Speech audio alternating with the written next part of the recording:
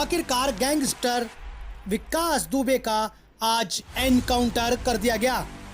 आपको बता दें कि मध्य प्रदेश से कानपुर कोर्ट ले जाते वक्त गाड़ी का एक हादसा हुआ, जिस हादसे में गाड़ी पलट गई और विकास दुबे भागने की कोशिश करने लगा, जिसके चलते विकास दुबे का एनकाउंटर कर दिया गया और उसे मौत के घाट उतार दिया गया।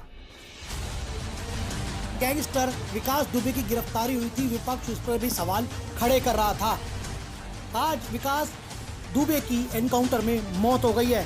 इस पर ज़्यादा जानकारी के लिए बात करने के लिए हमारे साथ राष्ट्रीय युवा कांग्रेस के नेता हैं भैया जी पवार और साथ ही साथ बीजेपी के नेता हैं हमारे साथ आनंद साहू जी। आइए सुनते हैं क्या लगा। देखिए, जिस तरीके से उज्जैन में उनको गिरफ्तार किया गया और जिस तरीके से उज्जैन में मंदिर के बाहर वो टहल रहे थे, यानी कहीं ना कहीं वो सुनियोजित तरीके से उसकी गिरफ्तारी की गई थी। गिरफ्तारी करने के बाद में उसको ट्रांजिट रिमांड भी नहीं मांगा गया था वहाँ पर, और सीधे उत्तर प्रदेश ले जाने की तैयारी की गई थी। उसमें मध्य प्रदेश में जो मंत्री है नरोत्तम मिश्रा जी, उनका कहीं ना कहीं पहले वो कानपुर में वो रहे, उनके ऊपर भी ये उठ रहा है, सवाल उठ रहे हैं। तो पूरी तरीके से सुनियोजित तरीके से उसका इनकाउंटर किया गया, क्योंकि ये बात तो सीधी और साफ थी कि दो जो बीजेपी के एमएलए थे उसका नाम उसमें आ रहा था, और उसकी जांच पड़ताल करते या उसको पूछताछ करते या उसका बयान लेते, इन कैमरा बयान लेते, शायद बहुत सारी चीज़ें वो उगल सकता था, और उसके लिए हो सकता है कि भारतीय जनता पार्टी कुछ विचित्र स्थिति में फंस सकती थी। क्योंकि जिस तरीके से 8 पुलिस वाले शहीद हुए हैं, ये छोटी बात नहीं है। एक साथ 8 लोगों का मरना, उसमें भी एक डीएसपी रैंक के एक व्यक्ति, एक बहुत बड़े अफसर है, तो उसमें कम से कम कौन लोग हैं, किसने उसको टिप दी, किसने उसको बताया कि पुलिस आ रही है, या जब गांव में से वो भागे तो वो गांव में बिजली चली गई थी, तो ये सारी चीज़ें तो सामने आना जरूरी था ना। चाहे वो उनके खुद के डिपार्टमेंट के हो या चाहे वो गांव के लोग हैं और कोई भारतीय जनता पार्टी के उसमें कुछ लोग संलिप्त हो, वो चीज़ें बाहर आना इसलिए ज़रूरी था कि 8 पुलिस वाले शहीद हुए हैं, तो ये चीज़ें बहुत ज़रूरी थी बाहर आना। तो सर क्या लगता है कि गाड़ी में किस तरह गाड़ी गई, हाईवे पे चल रही गाड़ी पलट जाती है, गाड़ी फिर भागने की कोशिश होती है, फिर उसका एनकाउंटर कर देते हैं, तो ये कहीं ना कहीं सवाल पैदा नहीं कर रहा कि इतने बड़े मुजरिम को किस तरह लाया जा रहा था।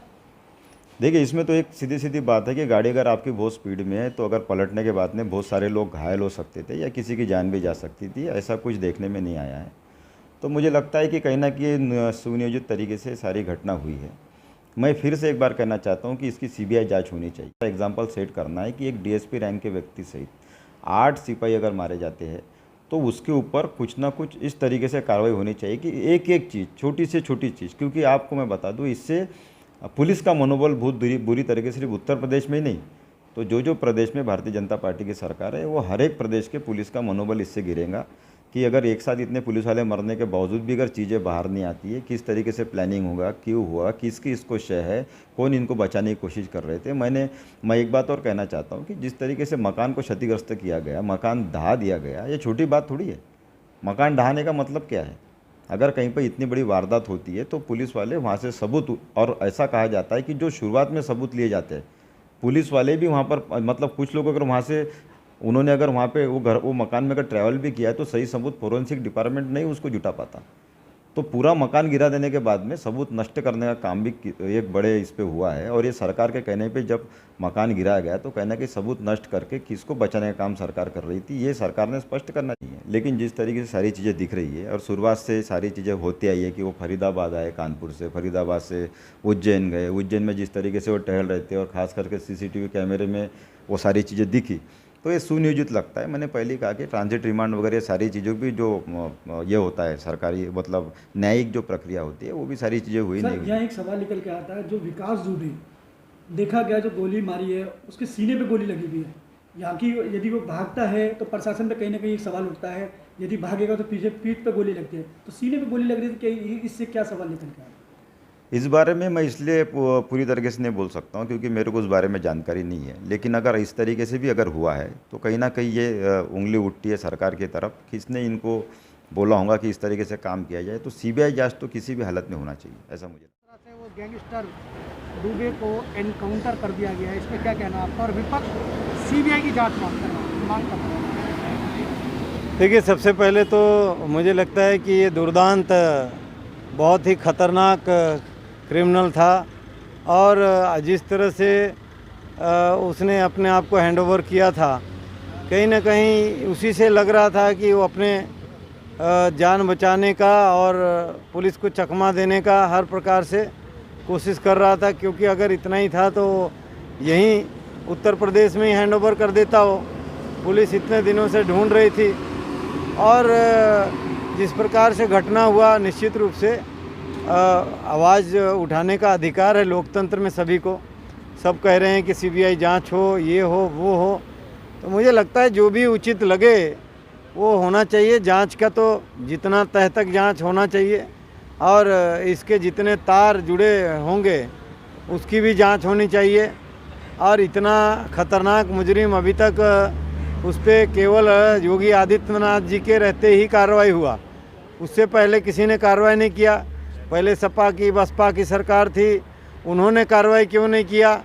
तो ये सारे विषय पर मुझे लगता है कि ये जांच का विषय तो है ही, तो लेकिन सबसे प्रमुख विषय ये है कि जो क्रिमिनल है दुबे, उसको कार्रवाई करने से पहले निश्चित रूप से उसकी जड़ तक और जाने की ज़रूरत थी, क्योंकि अगर वो पूछताछ मध्य प्रदेश पुलिस और उत्तर प्रदेश पुलिस ने जितना किया होगा, उसके साक्ष्य जो मिले होंगे, जो रिकॉर्डिंग होंगे, उसके आधार पर आगे भी कार्रवाई हो, ताकि उत्तर प्रदेश में जो क्रिमिनल है, माफिया हैं, उसका अंत हो और वहाँ श्री योगी आदित्यनाथ जी के नेतृत्व में उत्तर प्रदेश के लोगों को भय मुक्त, भ्रष्टाचार मुक्त शासन मिले और वहाँ अच्छा राज्य में कार्य बढ़े और रोजगार और सब प्रकार से सुविधा मिले। साफ आरोप है कि जी। जो दुबे जी की एनकाउंटर हुआ वो सब एक नाटक है, सब एक ड्रामा है।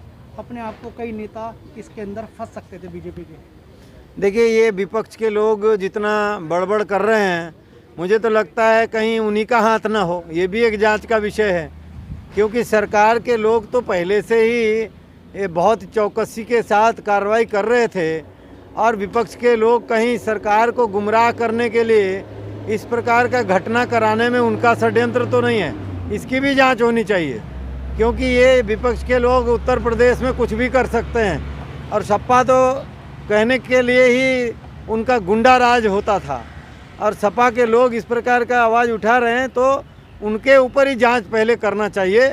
कहीं ये इनके ही कोई पुलिस के लोग मिले हुए तो नहीं थे सपा के नेताओं से, और वैसा है तो उनका जांच करके उनके ऊपर भी कार्रवाई करना चाहिए। यही सीधे सीधे कांग्रेस के जो कार्यकर्ता लीडर लोग हैं वो ये कह रहे हैं कहीं ना कहीं बीजेपी के 2 विधायकों का नाम आ रहा है। देखिए, कांग्रेस के लोग कुछ भी कहेंगे, ये तो कांग्रेस के लोगों का ही देन है। ये सब गुंडा, बदमाश, माफिया, भ्रष्टाचार, अलगाववाद, नक्सलवाद, आतंकवाद, ये किसने दिया है?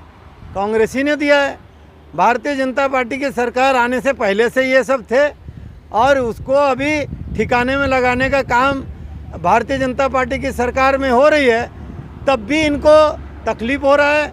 क्यों? क्योंकि ये गुंडों की शासन जो है इन लोगों ने दिया था, बदमाशों का शासन, भ्रष्टाचारियों का शासन, तो उससे मुक्ति देने का काम तो भाजपा की सरकार कर रही है। तो ये गलत सलत आरोप लगा करके कांग्रेस बच नहीं सकती है, विपक्ष बच नहीं सकता। साहू जी, देखा जाए बिहार